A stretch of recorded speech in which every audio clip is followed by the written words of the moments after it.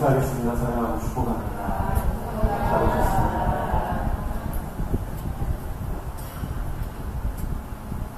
오늘 우리는 출애굽기 7장 1절로 13절 말씀을 드렸습니다.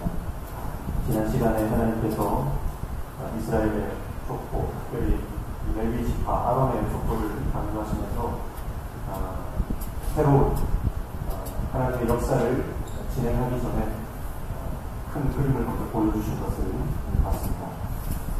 오늘 본문 2절에 보면 하나님께서 다시 머뭇거리는 모세에게 하나님의 말씀을 그대로 이룰 것에 대해서 말씀하셨습니다. 그래서 6장 29절 말씀에 보면 여호와께서 모세에게 말씀하여 이르시되 나는 여호와라 내가 네게 이르는 바를 너는 애굽 바로에게 다 말하라 이렇게 말씀하셨습니다. 하나님께서 말씀하시는 것은 모세가 아론과 함께 바로에게 나아가서 협상하거나 타협하라고 말씀하신 것이 아닙니다. 적당히 타협을 해서 어느 정도 서로에게 유리한 그런 이득을 챙기는 정도의 그런 역사를 원하시는 것이 아니라 하나님께서는 완전한 출애굽을 말씀하고 있는 것입니다.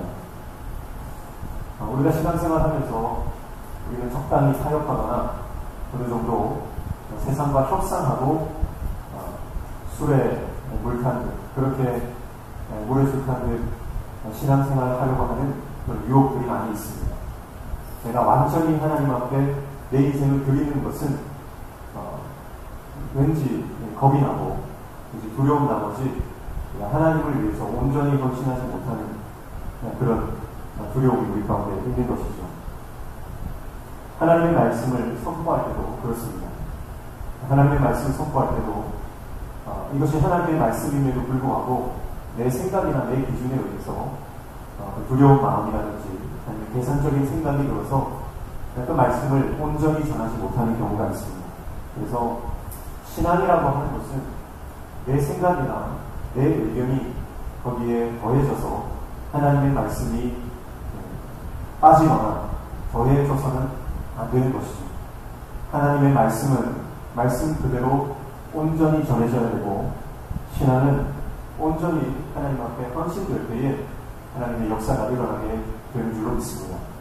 그래서 모세는 이스라엘 백성들을 출애굽시키는 것이 모세의 사명이었다라고 한다면 아론의 사명은 그 이스라엘 백성들 안에 있는 그 바로가 있죠.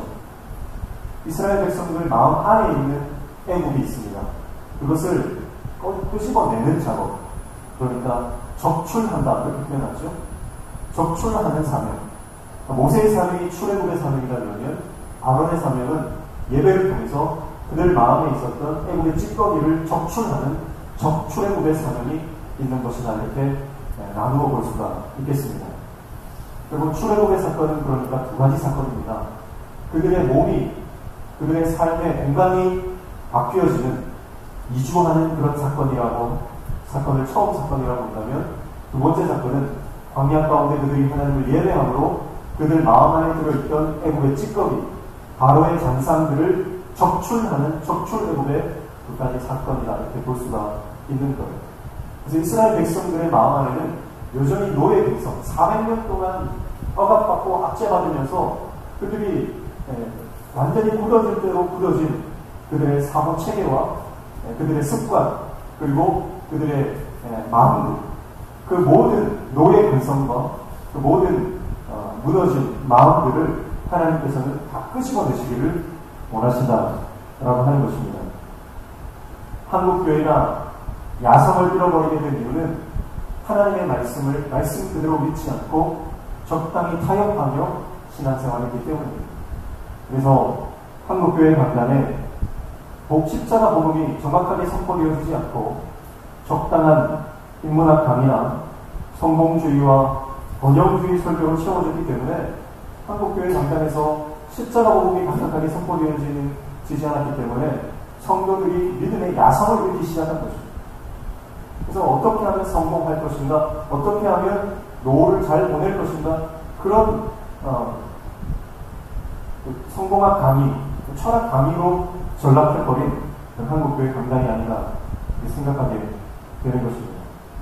여러분, 우리가 완전한 출애굽을 이룰 때에 우리는 바다를 육지처럼 건너는 기적을 경험하게 될 줄로 믿습니다.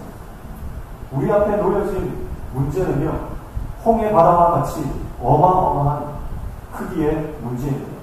그러나 하나님이 함께 하시면, 믿음으로 우리가 출애굽을 출발하면 그 바다는 마른 땅이 되어서 우리는 육지를 마른 땅처럼 건너는 역사를 경험하게 되는 것이죠. 그러나 끊임없이 세상은 우리에게 더 바쁜 일을 주고 더 복잡한 일들을 주면서 벽돌도 구워야 하는데 지푸라기마저 구해야 하는 그런 설상가상의 엎치고 덮친 문제들로 인해서 우리는 하나님께서 원하시는 진정한 출애굽의 역사를 경험하지 못한 채 여전히 세상과 적당히 타협하며 살아가고 있는 모습을 우리는 보게 되는 것입니다. 그러므로 오늘 저와 여러분이 이 출애굽기 말씀들을 통해서 우리 인생의 진정한 출애굽을 경험하는 놀라운 은혜를 경험하시길 축복합니다.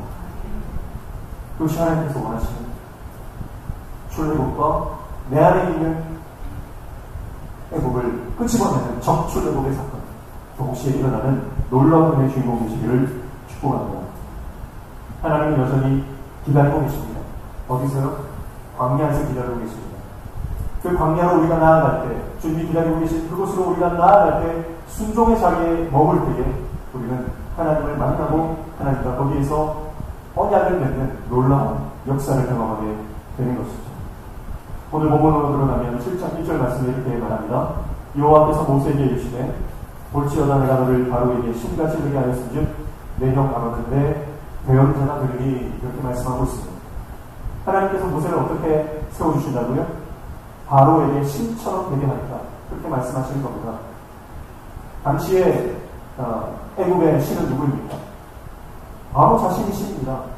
그리고 수많은 곤충, 짐승, 자연 모든 것들이 신인 그런 세계에 그들은 놓여져 있습니다. 그러나 하나님께서는 그 모든 신들 위에, 심지어 바로라고 하는 절대 권력자 위에 모세를 신처럼 세워주시겠다, 그렇게 말씀하시는 거예요. 그럼 오늘은 우리에게도 하나님을 믿고 말씀에 순종하며 나아가는 자에게, 바로는 세상을 의미합니다. 바로는 세상의 권력을 의미하고 돈을 의미하는 것이죠. 여러분, 세상의 모든 권력과 부와 명예 위에 하나님을 믿는 사람들이 신처럼 되어지는 것이 하나님의 뜻인 줄로 믿습니다. 하나님께서 바로에게 모세를 신처럼 되게 해주시겠다는 의미는 바로 모세를 통해서 하나님을 보여주시겠다는 말입니다. 그래서 오늘 본문 5절에 보면 그렇게 말씀합니다. 내가 내 손을 애굽 위에 펴서 이스라엘 자손을 그 땅에서 인도하여 낼 때에, 그때야 애굽 사람이 나를 여호와인 줄 알리라 하시네. 아멘. 하나님께서 모세를 통해서 그 손을 펴신다는 것. 그리고 하나님이 손을 펴시면 애굽 사람들이 하나님이 여호와인 줄을 알게 된다, 그렇게 말씀하는 겁니다. 그래서 어떤 분은 그렇게 말씀합니다. 하나님께서 왜 하필이면 애굽이냐? 왜 이스라엘 백성들이 하필이면 이 애굽 땅까지 유학을 와서 거기에서 철저히 훈련받고 거기에서 출애굽 사건을 경험하느냐 하는 것은, 바로 애굽 사람들이 하나님 여호와를 알게 되면 전 세계 모든 민족들이 하나님에 대해서 알게 되기 때문이다라고 합니다. 여러분, 정말 그렇습니다. 여러분, 이스라엘 백성들이 그냥 부족 사회만 이루고 그냥 자기들끼리만 살고 있었다면 하나님이 전 세계에 펴시는 것은 어렵습니다. 그러나 하나님은 이스라엘 백성들을 애굽의 종살이를 400년 하게 하심으로 인해서 출애굽 사건을 경험하면서 애굽의 모든 사람들이 하나님이 어떤 분이신지를 알게 되는 것이고, 그리고 전 세계에 그 소문이 퍼져나가는 것이죠. 나중에 가나안 땅에 들어갈 때에 여리고성에 라합이라고 하는 기생이 있었죠. 그는 하나님에 대한 소문을 들었습니다. 그리고 가나안의 수많은 족속들도 하나님이 이스라엘 백성들을 애굽에서 구출하시고 10가지 제한을 내리셨다는 것을 모든 이방 민족들이 알고 있는 것을 우리는 나중에 성경을 쭉 읽어보면 발견하게 되죠.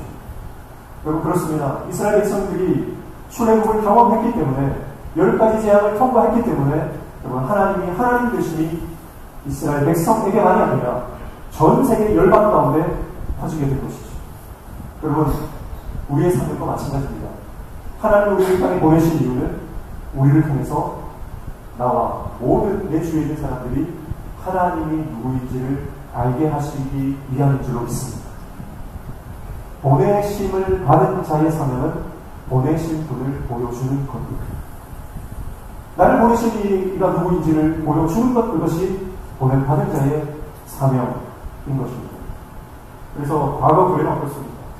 과거에 우리 믿음의 성도들은 교회를 통해서 세상을 정화하고 세상을 새롭게 하는 그런 필터의 힘을 감당했죠. 민족대표 33인 중 절반인 16명이 기독교인이었습니다. 기독교는 이 대한민국에 막대한 선한 영향력을 끼치는 그런 거룩한 공동체였습니다. 교회는 청년의 상징이었고 최후의 보루였습니다. 사람들이 저분은 교회 장로입니다 하면 그냥 장로라고 하는 그 이야기만 듣고도 그를 신용했던 시절이 있었습니다. 기독교가 폭발적으로 부흥한 것은 어떤 시스템이나 아니면 좋은 프로그램 때문이 아니었습니다. 기독교가 성장하고 폭발적인 부흥을 이룬 것은 바로 믿음의 선배들의 희생과 청년 결백한 그들의 삶의 결과였습니다. 말과 행동이 같았기 때문이고 말한 대로 살았고 말한 그대로 죽었기 때문에 기독교는 부흥할 수 있었던 것입니다. 그러나 오늘날 기독교가 지탄받는 이유는 오늘날 성도들의 말과 행동이 다르고 삶에서 보이지 않기 때문에 그런 것이죠. 세상이 우리를 통해서 하나님을 봐야 하는데 세상이 우리를 통해서 하나님을 보지 못하고 오히려 우리의 삶을 통해 하나님의 영광을 가리고 있기 때문에 기독교는 갈수록 쇠락의 길을 피할 수 없는 것입니다. 여러분, 그렇다면 우리가 돌파해야 될 단 한 가지 길은 명확합니다. 그것은 우리가 하나님을 제대로 믿고 삶으로 그분을 보여주는 것입니다. 우리가 우리의 삶 가운데서 하나님의 살아계심을 보여주고 하나님의 역사를 경험하는 인생으로 나아갈 때에 하나님의 역사를 경험하여 그 경험을 간증하는 인생이 될 때에 우리의 삶을 통해서 세상의 수많은 영혼들이 주님께로 돌아오는 역사가 일어나게 될 줄 믿습니다. 오늘 그 사명이 우리에게 있는 것. 모세가 바로에게 신처럼 된 것처럼 오늘 저와 여러분이 이 땅 가운데 하나님의 아들처럼 우리가 정말 작은 예수처럼 그렇게 살아갈 때에 세상은 교회를 통해서 저와 여러분을 통해서 회복되어지는 놀라운 은혜를 경험하게 될 줄로 믿습니다. 우리는 하나님의 대리자이며 하나님이 이 땅에 보내신 하나님의 대사입니다.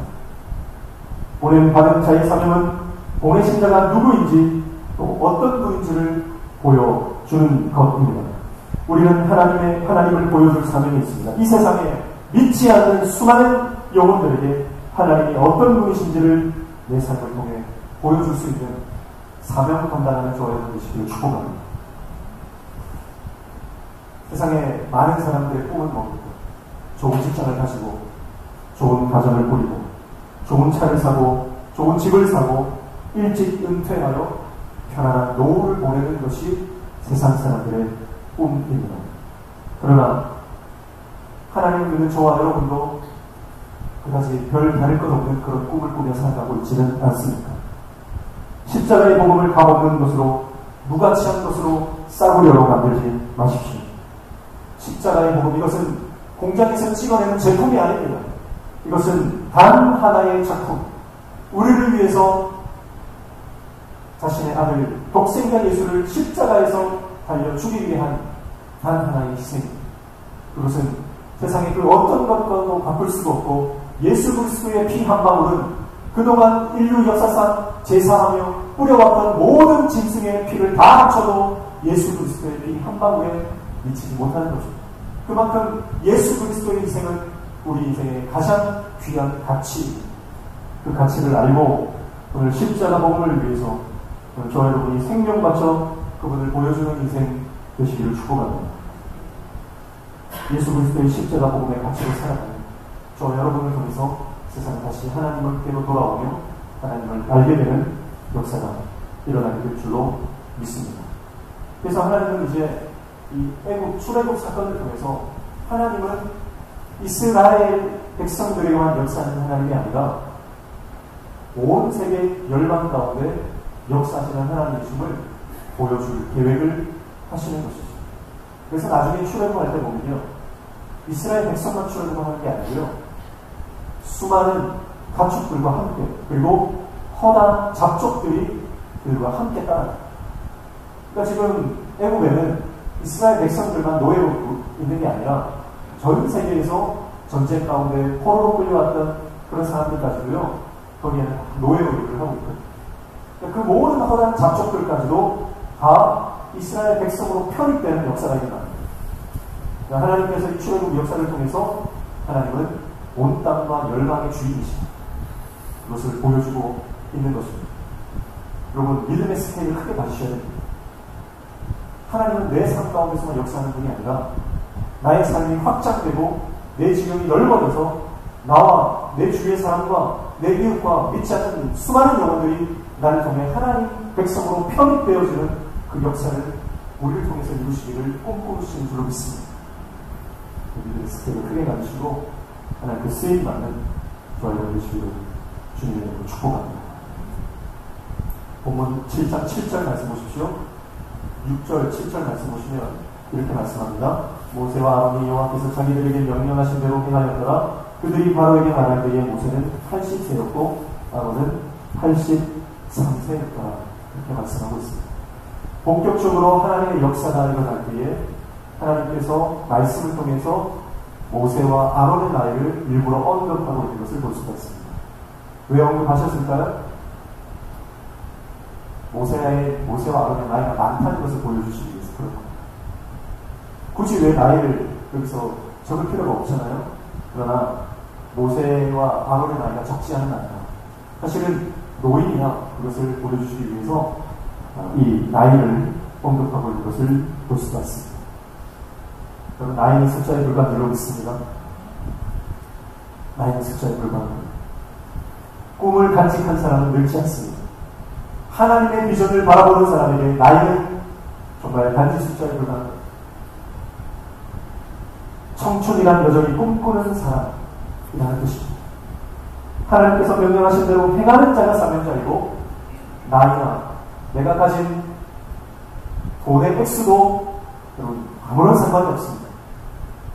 숫자일 뿐입니다. 돈이 많고 적음이 내가 사명을 감당하지 못하고를 결정하는 건 아닙니다. 내가 나이가 많고 적음이 내가 건강하고 건강하지 못하니 그리고 그것이 우리의 사명을 결정하는 것이 아니라 하나님 말씀에 순종하는 자는 하나님의 사명자 되는 줄로 믿습니다. 그래서 모세와 아론이 명령하신 대로 행했더니 하나님이 이를 쓰는 겁니다. 나이는 아무 상관이 없다는 겁니다. 여러분, 외적 여건과 우리가 처한 형편은 우리의 사명을 감당하는데 전혀 지장이 되지 않는 줄로 믿습니다. 내가 심지어 여러 가지 아픔을 가지고 심지어 내 몸에 암세포가 있어도 여러분, 우리가 주님께 사명을 받았다면 순종할 때에 쓰임받는 역사가 일어나는 거예요. 주님은 젊은 시절에 말과 행동에 능했던 모세를 사용하지 않으셨습니다. 광야에서 양치기를 하는 동안 능력을 잃어버린 늙은 모세, 80된 노인을 사용하십니다. 모세는 40년 전 애굽에서 사람을 죽인 후 미디안으로 도망쳤고 양을 치면서 도피 생활을 했습니다. 40년간 양을 치는 동안 모세는 말에 능하지 못하고 말이 늘고 혀가 둔한 사람이 되어 있었습니다. 힘도 능력도 지혜도 말도 모두 잃어버린 채 자기 스스로 모든 자존감을 상실한 상태에 있었습니다. 그러나 하나님은 그런 모세를 사용하셨다는 거예요. 왜 그렇습니까?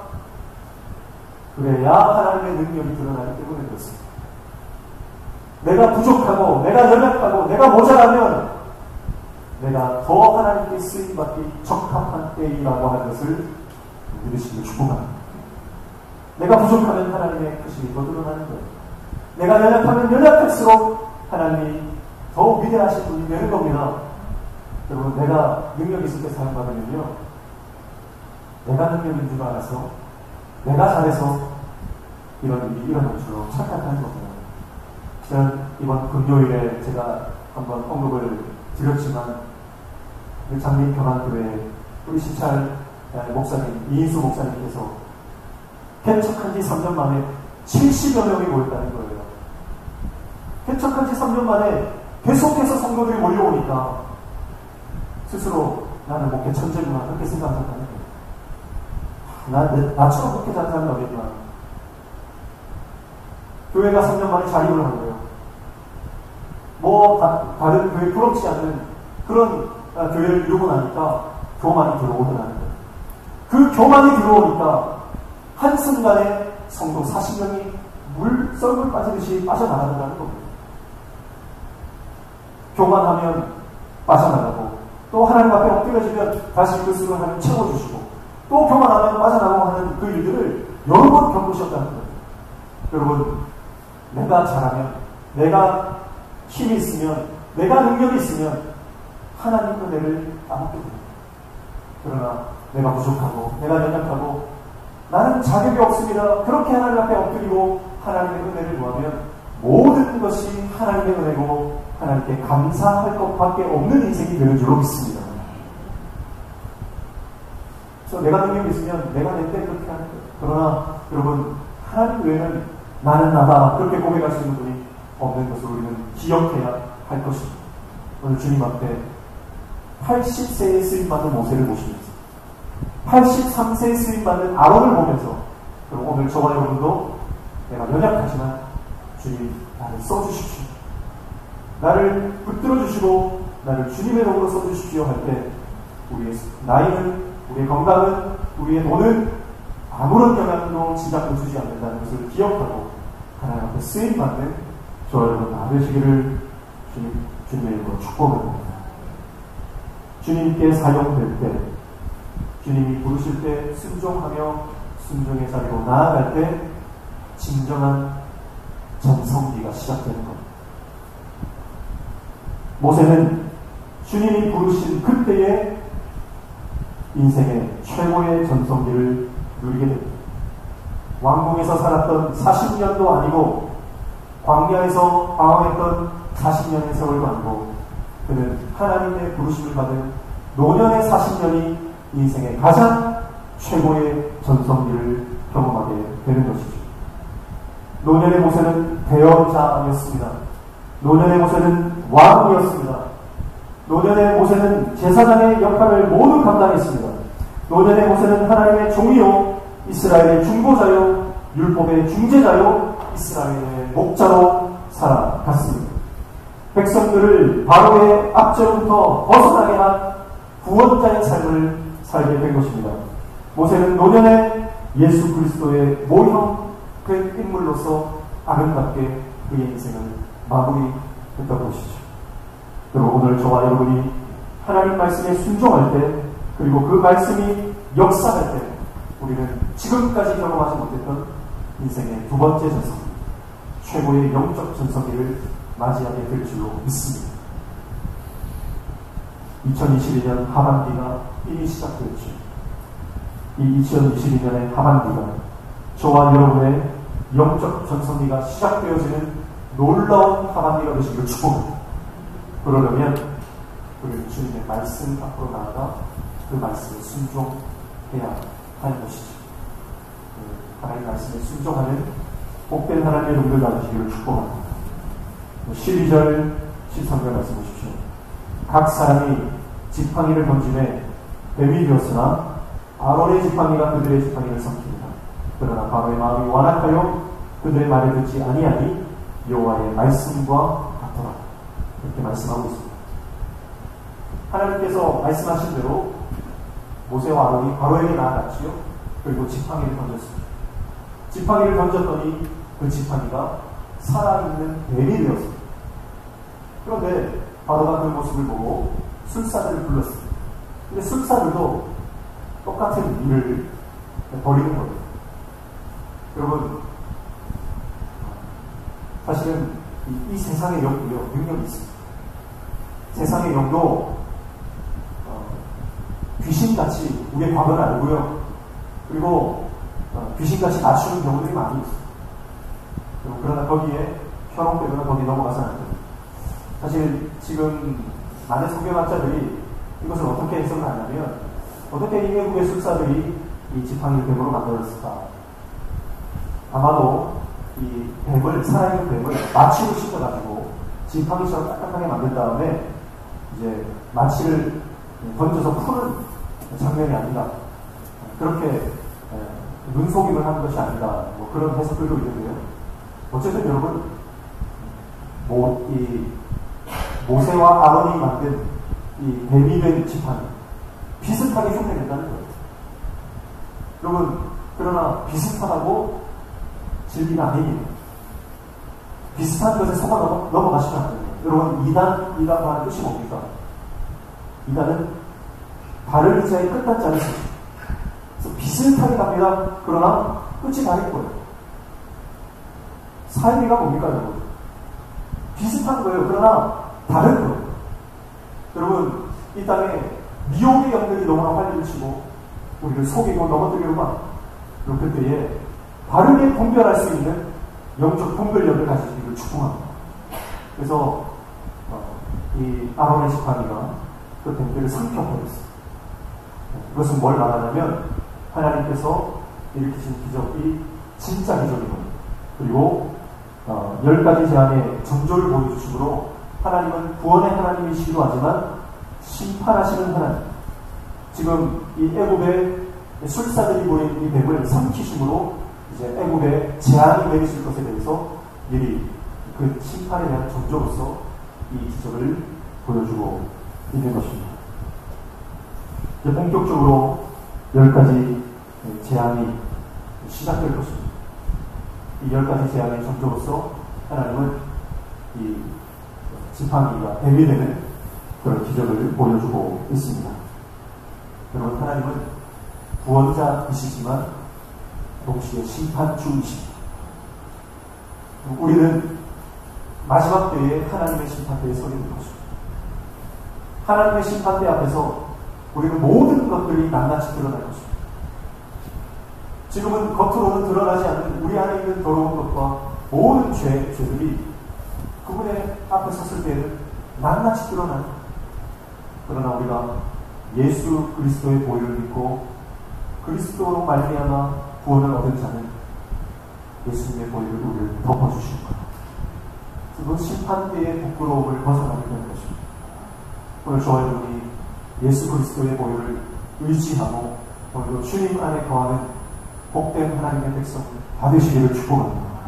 그리고 결국은 심판하시는 하나님의 그 심판에 우리가 경각심을 가지고 깨어 기도하며 하나님께서 부르시는 사명을 감당하는 말씀의 사람이 되어야 할 줄로 믿습니다. 이제 본격적으로 다음 주부터 10가지 재앙에 대해서 보게 될 것인데요. 이 10가지 재앙은 단지 재앙이 아니라 하나님께서 세상의 신을 심판하시는 내용입니다. 그래서 우리 안에 있는 모든 세상의 신들, 우리 안에 있는 모든 이 애국, 바로의 그 모든 잔재와 치거들, 그것들을 하나님께서는 다 끄집어내시고 그를 깨끗게 하시기를 원하시는 줄로 믿습니다. 오늘 이 말씀 앞에 한 주간 동안 하나님께서 부르시는 그 사명을 깊이 묵상하며 하나님의 쓰임받는 하나님의 종들 다 되시기를 주님의 이름으로 축복합니다.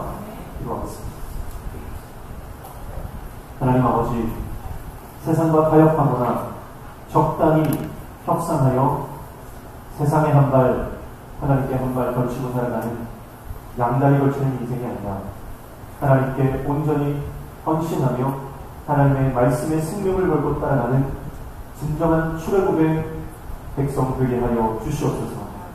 우리 삶에 여전히 존재하고 있는 이 세상의 영들, 여러분, 우리 안에 있는 모든 그 불신앙의 잔재가 성령께서 우리 가운데 역사하심으로 깨끗하게 정화되어지는 놀라운 은혜를 우리 가운데 허락하여 주셔서 모세가 바울에게 신처럼 되었던 것이요, 우리가 이 세상 가운데 하나님의 아들과 같이 하나님을 보여주는 자로 사명 감당하는 하나님의 종 다 될 수 있도록 우리 가운데 은혜를 허락하여 주시옵소서.